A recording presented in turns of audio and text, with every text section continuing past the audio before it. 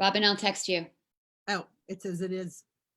Well, good afternoon and welcome to Celebrity Spotlight here on A Mighty Blaze. My name is Robin Kall of Reading with Robin, and I am thrilled that we are live. Here we are live.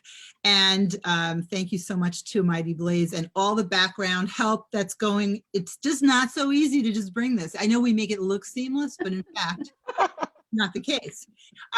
So I will introduce our celebrity authors. First up, Lee Smith grew up in the Appalachian Mountains of southwestern Virginia. I gotta have an accent when I say that. That's good. Weird child, Lee grew up telling stories. Later, she and well-known novelist Annie Dillard actually became go-go dancers for an all-girl rock band, the Virginia Wolves. Oh my God, I love this. Some of these works include Cakewalk, Oral History, a Book of the Month Club feature, and Family Linen. Following was Fair and Tender Ladies, Me and My Baby View the Eclipse, The Devil's Dream, Saving Grace, The Christmas Letters, New of the Spirit, Last Girls was a Good Morning, America book club pick. Blue Marlin is her latest book, a novella that follows a 13-year-old girl, her adulterous dad, and her mom on a Key West adventure against the backdrop of the making of Operation Petticoat. Welcome, Lee. And our celebrity spotlight interviewer, Jean Kwok, my dear friend, is an award-winning New York Times internationally best-selling author of Searching for Sylvie Lee, Girl in Translation, and Mambo in Chinatown. Her work has been published in 20 countries and taught in universities, colleges, and high schools across the world. An instant New York Times bestseller, Searching for Sylvie Lee was selected for the Today Show Book Club and featured in the New York Times, Time, Newsweek, CNN, the New York Post, the Washington Post, O Magazine, People, Entertainment Weekly, and more. He has been chosen for numerous honors, including the American Library Association Alex Award, the Chinese American Librarian Association Best Book Award, and Sunday Times EFG Short Story International Award International Shortlist. I'm thrilled to have you both here and very happy to sit back and listen to Jean and Lee. Take it away. Welcome again to Celebrity Spotlight here on A Mighty Blaze. Thank you. Well, thank you. Thank you so much, Robin. And thank you to A Mighty Blaze for having us both. We're just thrilled to be here and to be interviewing the great and legendary Lee Smith. And before we begin, I just want to give a little shout out to Reading with Robin and Robin Kall, who is the most incredible interviewer. And for people who are looking for great reads and great books, go to Reading with Robin on Facebook and just follow her because she has the most amazing interviews and the most incredible taste for new books. So Lee, it's such an honor to be here with you and to get to talk to you. So let's start with your new book, okay, Blue Marlin. Can you tell us just a little bit about it and what it means to you? Yes, I can. Here's my book. It really is a little book. Here it is, Blue Marlin. It all takes place in a motel named the Blue Marlin in Key West, and this is the sign of the Blue Marlin. But this little book is incredibly dear to me. I've always felt in the long life of writing that I could tell the truth better in fiction than nonfiction, because real life is ornery. That things don't happen the way they should in a way that makes an aesthetic sense and of this and of that. And with this book, though, this book tells the story of a trip that I really took to Key West in 1958 when I was 12 years old with my parents, and they were trying to patch up a marriage. And this part is really true. They had both been in mental institutions. My dad had had a breakdown. He'd been at Silver Hill, Connecticut most of the past year. My mother had had what was then called a nervous breakdown, a little bit different. And she was at the University of Virginia Hospital in Charlottesville.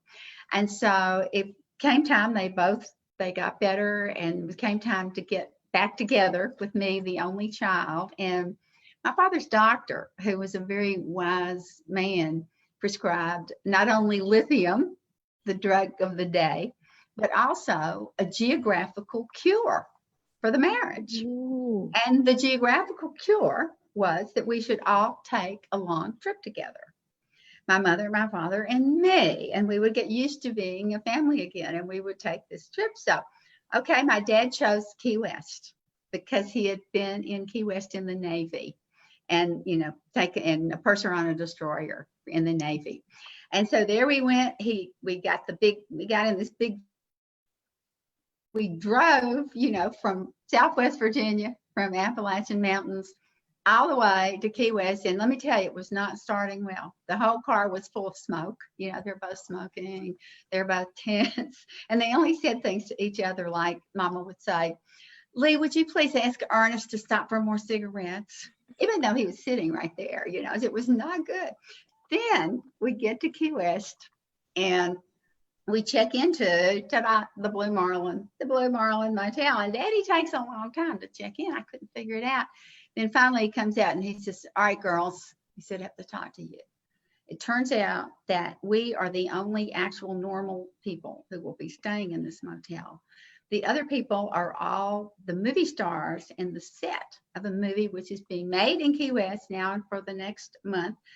The movie is named Operation Petticoat, and Mama and I went, oh, like this, because we read every movie magazine that ever came out. We went to the movies every time it changed once a week. We were mad for the movies. And so Mama said, well, who's in it?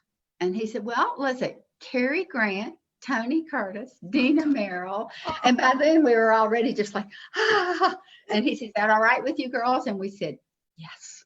And he said, I have promised the management, Lee, that you will not bother anybody, because I did have the reputation for being someone abstract. So that was the story. We checked in the movie, it all started, and a lot of wonderful and crazy things happened. Let me read you just one little tiny thing. One thing that happened every night at 7 o'clock in the lobby of the Blue Marlin was Mama and I would seat ourselves on a rattan love seat in the lobby of the Blue Marlin, pretending to read newspapers while we eavesdropped on Tony Curtis's daily call from the public telephone to Janet Leigh back in Hollywood, which always ended with Tony's words, God bless you, my darling. Mama and I rattled our newspapers emotionally. And before long, she was wearing a hibiscus in her hair, and, you know, things were looking up. But so anyway, this is the story of that wonderful time, which is a memory that I will treasure always. And however, to make it into a little novel, I made it in, I sort of upped the ante. That's what you have to do a lot of the times with real life, you know what I mean? So I made my own little self even more obstreperous and more of a little bad seed girl than I was. And I changed my parents. I didn't use my real parents exactly. I sort of, changed them up. So this is the story of an American family, on a trip, a geographical cure. And let me just read the first, I guess, one paragraph to give you a sense of this child. I think I was quite a trial for everyone. I was born to them late when they expected no children, and they just didn't know what to do with me. Okay, in 1958, when my father had his famous affair with Carol Bird, I knew it before anybody. I don't know how long he'd been having the affair before I found out about it, or to be exact, before I realized it, before it came over me. One day I was riding my bike all over town the way I always did. And the next day I was riding my bike all over town knowing it. And this knowledge gave an extra depth, a heightened dimension and color to everything. Before, I'd just been any old 13-year-old girl on a bike. Now I was a girl whose father was having an affair. A tragic girl, a dramatic girl, a girl with a burning secret. Everything was different. And of course, it was all about me, as you can you can tell because that's the age. So it's a nosy, willful, histrionic, sort of ruthless child.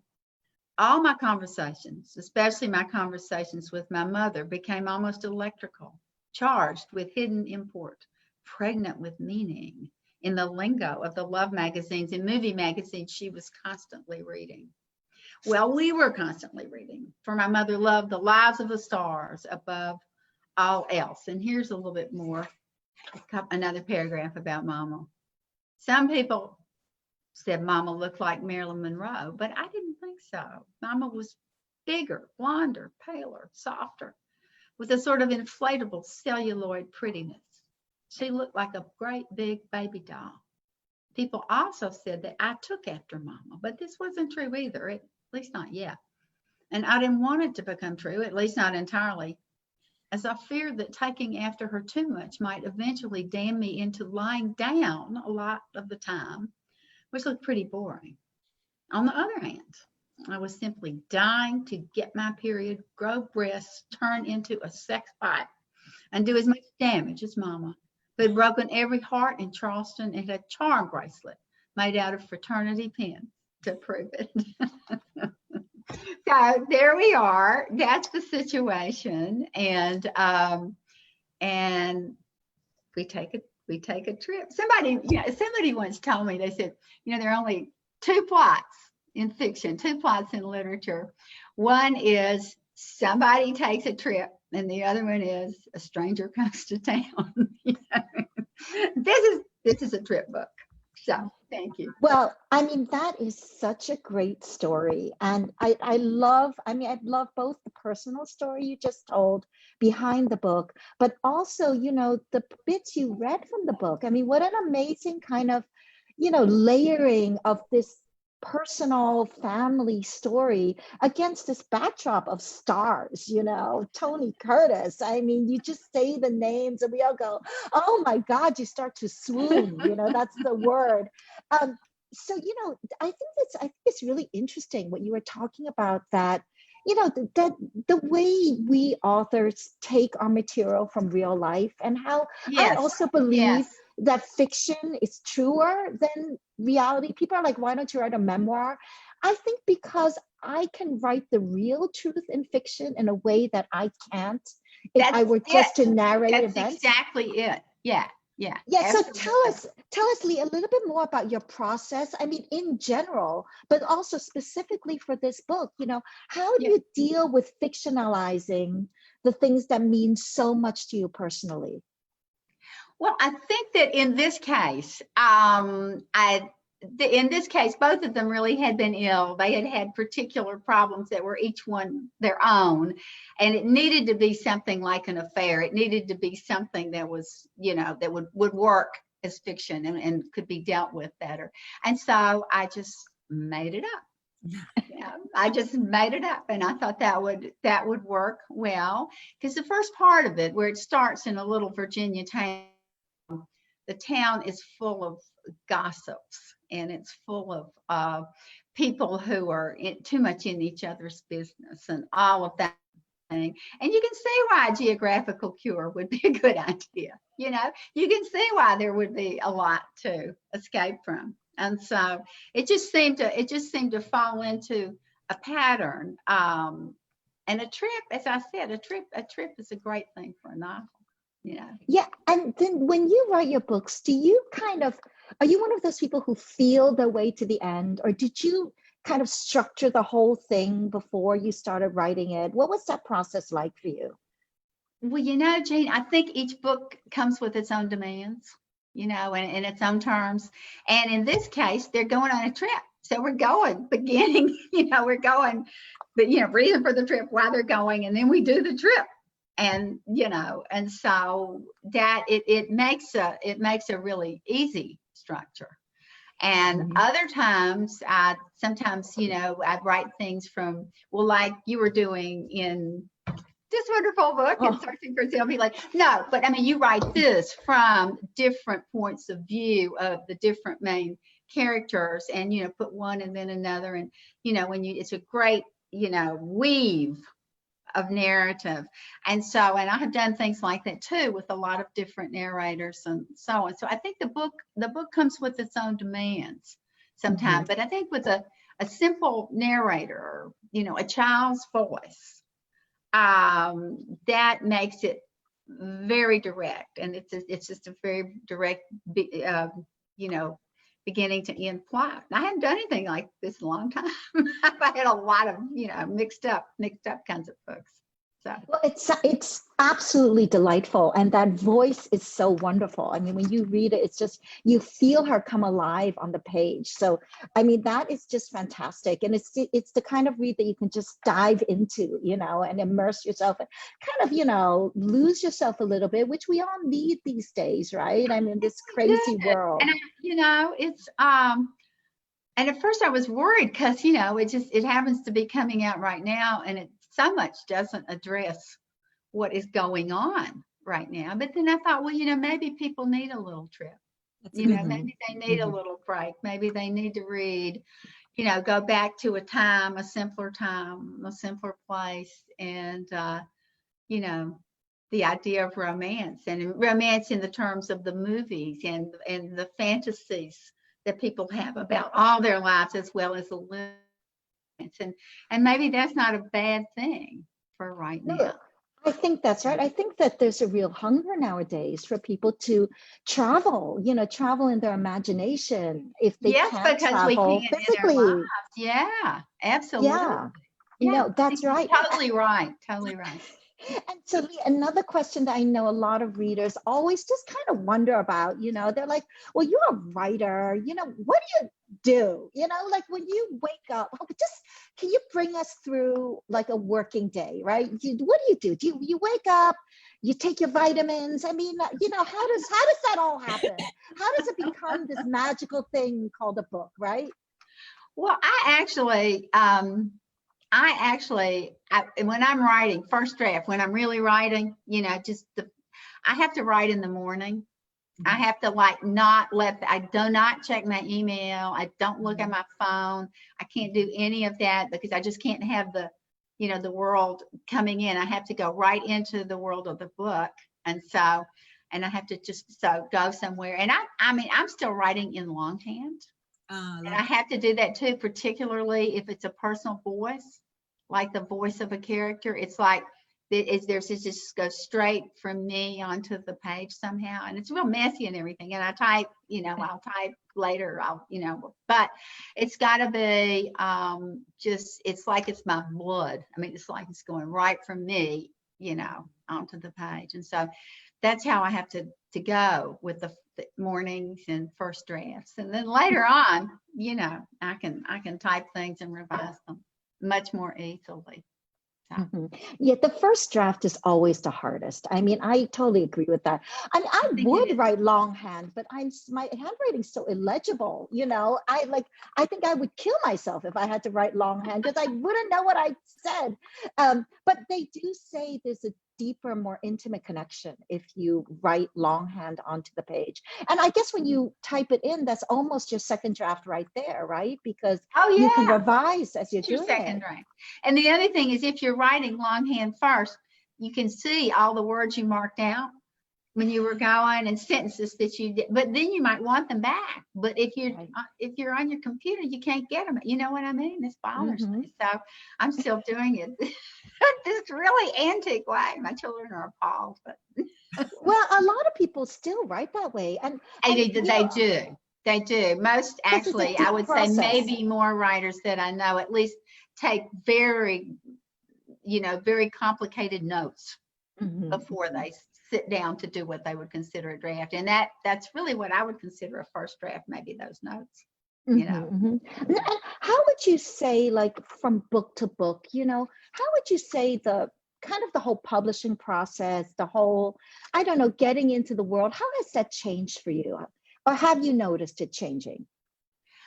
Since I first began to write? Yeah. Okay, well, I published my first novel 54 years ago.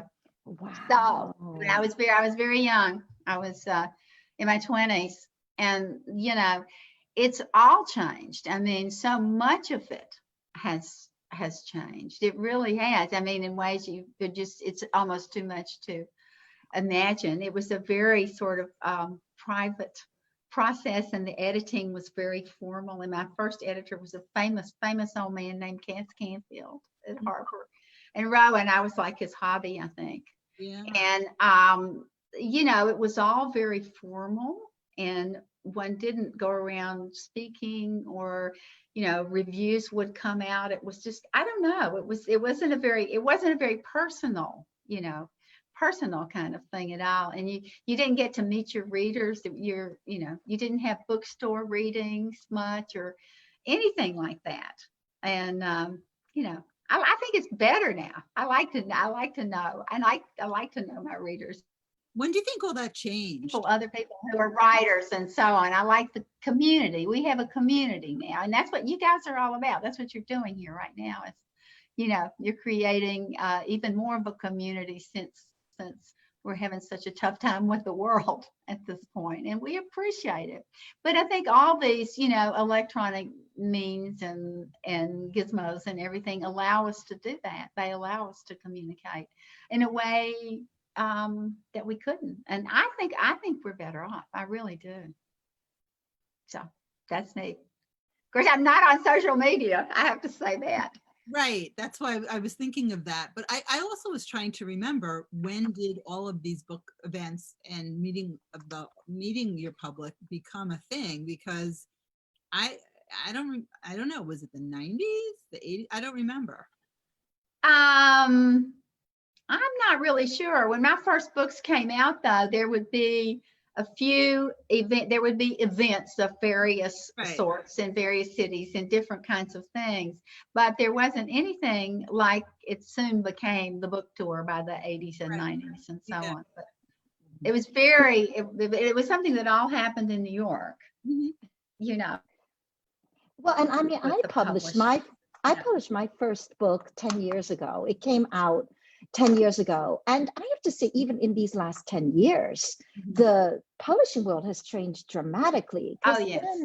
I mean, social media, they liked it if you have social media then, but it wasn't the kind of thing it is now, where it's really, it's just something that's kind of, they expect you to do it. And absolutely. They ask you, how many followers do you have? How many? That's a part of, what they're expecting you to do. but Lee, you're a legend, so you don't need to worry about those things the way the rest of us do. The only thing that worries me about that is I know I was having a talk with a young writer not very long ago, and she said, I'm a writer too. And I said, oh, well, what have you written? And she said, I'm still creating my platform. Yeah. I said, oh yeah. Right. Well, she hadn't really. She said, I'm going to be a writer, but I think the most important thing I've been told is that you have to have a platform, or nobody will be interested. I said, I think I would write something first. Just give it a whirl. Before you spend time on your platform. We do have a question from the audience, if I might interject. Lee, do you have conversations with your characters? Do I have conversations with my characters? No. Okay. No, they won't shut up. They don't want to hear. They don't want to hear from me. They just they want to tell their story. I mean, when I'm really writing, the story itself is very urgent, to me, and I'm just right in the middle of it. I know a lot of people do that. Then they talk about doing it, and in that way they get to know their characters really well, I think, and that's a very good way to do it. I take a whole lot of notes on these legal pads that are littered all around here. If you were here, you would die. And and by the time I start actually writing the story, I know all I need to know about the story, I think. So I do think it through and take a lot ahead of time, whereas I've heard so many writers who just say they just sit down and they let the story happen, and they want to see where it goes. Yeah, that never makes sense to me. I think, and I have never been able to do that. I don't know. I agree. I kind of feel like the author is the one writing it. I get what people mean in that sense. I do, yeah. But it makes more sense to me that, once you've got that platform, you're the one that's out there doing the thing. So Yeah, Jean, what do you think on that? What do you think on that? Well, I think, I'm with you. I mean, I do think that, you know, you do get to know your character and you hear your character's voice. And Yeah, sometimes a book is born because you wake up and you hear this voice in your head. Like, your character and in it's Blue urgent. Marlin. Yeah, Yes, it's urgent. There's an yeah, urgency. It's like your character's alive. It's got a personality.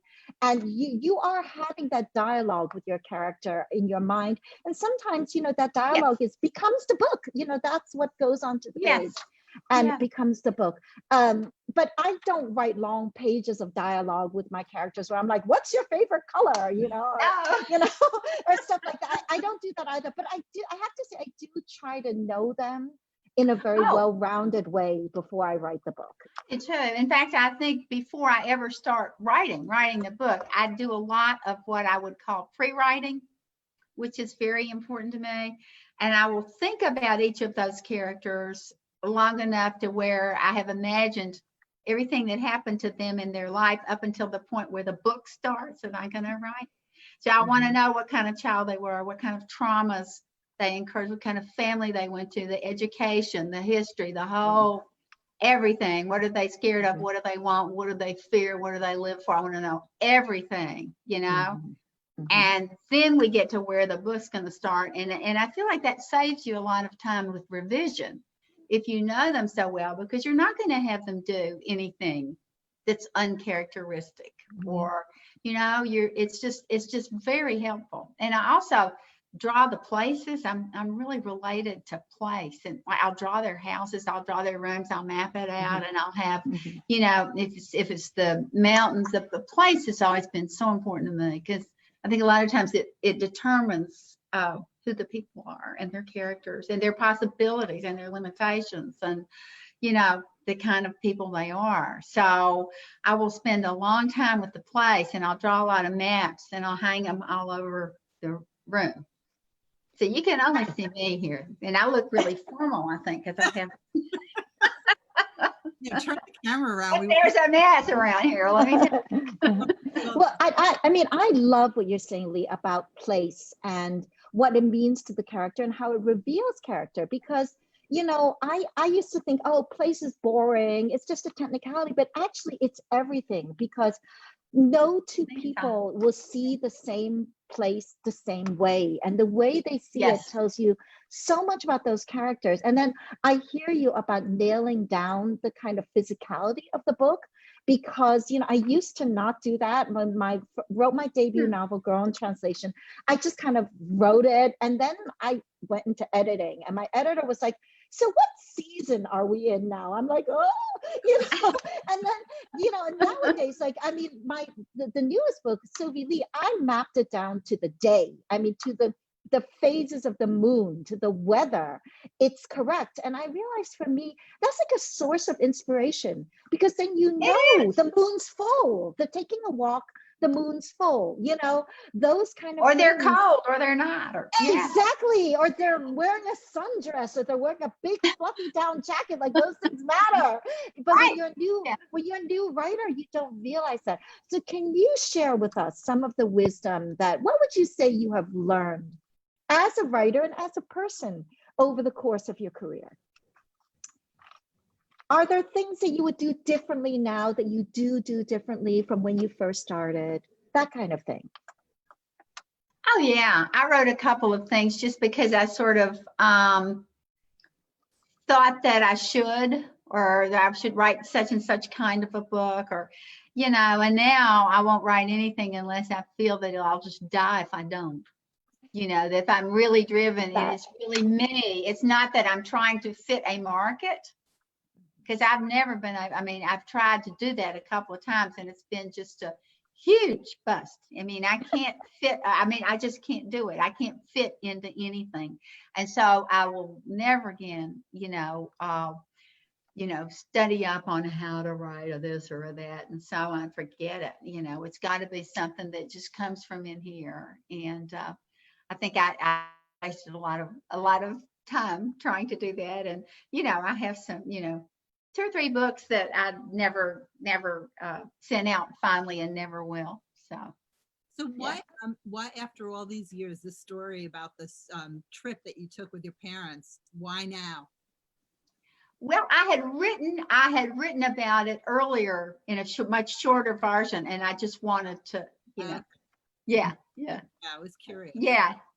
A story. And I guess in these intervening years, I've spent a lot of time in Key West too. Nice. Because they have the wonderful Key West Writers Workshop down there, in which I participated, and they have a lot of writing courses that go along with that, for the whole week. 30 different writers teaching 1 week courses, right after that. And, so I have been down there, and without my parents. I've been there a lot. And so it just is a wonderful place for me.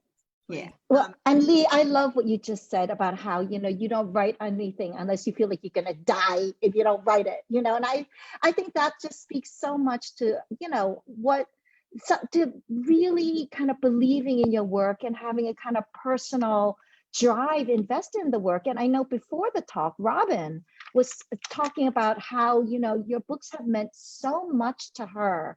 And I think to many fans around the world. I mean, Robin, do you want to tell us about your experience with Lee's work? Well, thank you. What we were talking about earlier is that Fair and Tender Ladies is one of my all-time favorite books. And I must have read it. I don't know when it came out, Lee, but I feel like I must have read it. I don't either. You don't either?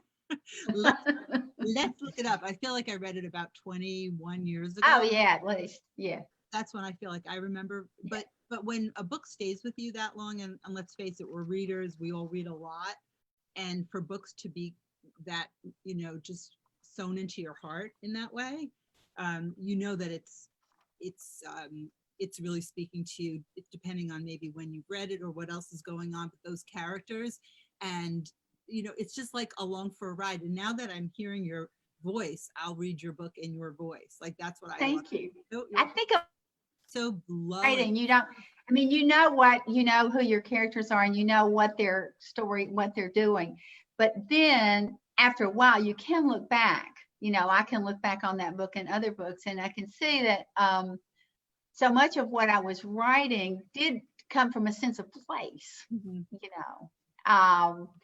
and so many of, and that book and a number of other books that I've written have really been about the women who lived, who lacked so much, and it's about a sort of empowerment, for them and so on. And I have gotten very, very involved in those stories, and I have ended up, I think, writing about a number of women who had no agency or power or voice in their own lives. I mean, growing up in those mountains, in the early days of this century, with too many children and no education for it, and so, and a repressive kind of religion, just whatever it might have been. And so you go back and you see, well, you do have, and I've written a lot, as you could tell from what I said about my parents. And I also had a wonderful schizophrenic son, Josh, who died.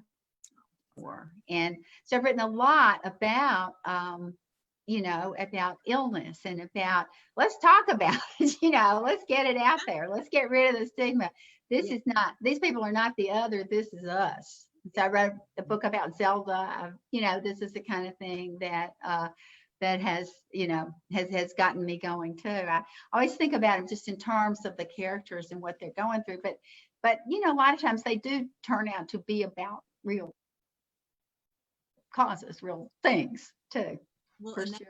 And that's I'm sure you know that, Jean, because you're the immigrant experience and the, what much of what your characters go through. It's that's why it's true. Loud, yeah. That's why they speak so loudly, because they're such real experiences, and everybody's connecting in some way, and they come from a real place. There's no easy segue here, but a shout out to our dear friend Elizabeth Berg, who's watching. Elizabeth. A little birdie told me on my phone that Elizabeth was watching, and we love Elizabeth. So. Oh, yes. No, yeah. Right? Elizabeth. So anyway, you were saying, Jean? Oh, no, I was just saying that I love hearing Lee talk about, these things that mean so much to her. And I think for all of us, those kind of struggles that we go through are really a part of why we become a writer and why we stick with being a writer and why people read books, to kind of connect in a really deep way. I mean, Lee, do you feel like, why did you become a writer and why did you stick with it all these years? I think I became a writer because I did grow up, as I said, in the Appalachian Mountains, being raised by a whole lot of older people, really. And my parents were older, and we were around a lot of older people. And so many nights of my childhood, I just remember, I got to stay up as long as I wanted, and everybody's on the porch and they're drinking and they're telling stories and, all that. And I cannot tell you how many times I went to sleep in somebody's lap. And the last thing I heard was the story being told. Oh, I love that. It was just a part of the place. It was a part of who I was. I mean, big talkers, all of them big talkers. I think that's where it came from. And you talked to us earlier about Blue Marlin and what it's about and the inspiration behind it. What would you say, like, kind of, you did such a great job just a little bit earlier telling us kind of, the propulsion behind your book, the themes behind so much of your work about women and empowerment. What would you say you wanted to leave your reader with? I mean, obviously a wonderful read in Blue Marlin, but what more? What more were you thinking about? I don't know. I think it just seemed to me when I thought about it more, that trip and so on, it's so precious to me personally, I think. But it's about romance, it's about enchantment. That's what the movies brought us. That's certainly what the movies brought us when I was a child, and the movie changed once a week, and it was like, oh my God, we're going. And so it was something about being in the movie. We were all in it. We ended up all being in it. We waved goodbye when the submarine goes out, and hello when the submarine, it's a terrible movie, but it was so wonderful. And it's about enchantment, it's about that changing and, you being more than you can be and so on. And it's about romance. I mean, my parents went back to Grundy, Virginia. Daddy ran his dime store for 35 more years. They were very happy. It's about, it's about enchantment, I guess. And so it made me real happy to write it, I think. I'm glad it's out right now. It's beautiful. So the geographical cure worked. They were ahead of their time. It worked. And speaking of the geographical cure, I think if one of those things we got about what we might say on this, it said we could give a shout out to our I want to give a shout out to Judy Blume. Oh, yes. Not only is she one of our favorite authors, all of us, but she owns the bookstore in Key West. She owns books in Key West with her husband, George Cooper, and she runs it herself. I mean, she's right there handing out, suggesting books for people. So I want to do a little shout out to Judy Blume and to Key West, which is they're having a very difficult time down there right now. Nobody can get into Key West, nobody can leave. It's a really bad quarantine situation and the hottest weather they've ever had for this time of year anywhere. So let's have a shout out to Judy and to the value and purpose of stories, and thank her for her stories, and thank you, care down there. That's what I want to say. Yeah. Love that. And thank you, Jean. I have a feeling this Mighty Blaze could go on forever, but I'm getting the clue. So I really, this was just amazing, as I knew it would be. I mean, Jean and Lee, what a dynamo. I mean, I can take no credit in pairing everybody, but the beautiful powers who be behind the scenes doing their magic at a Mighty Blaze paired you two, and it's great. Thinking about this interview for a long time. So Jean, Lee, and on behalf of Mighty Blaze, thank you. Robin, and thank you. Keep telling stories and keep keep us reading, and to both of you, all our literary love for always. Thank you so much. Thank you. Thanks to everybody. Thank This you. has been wonderful.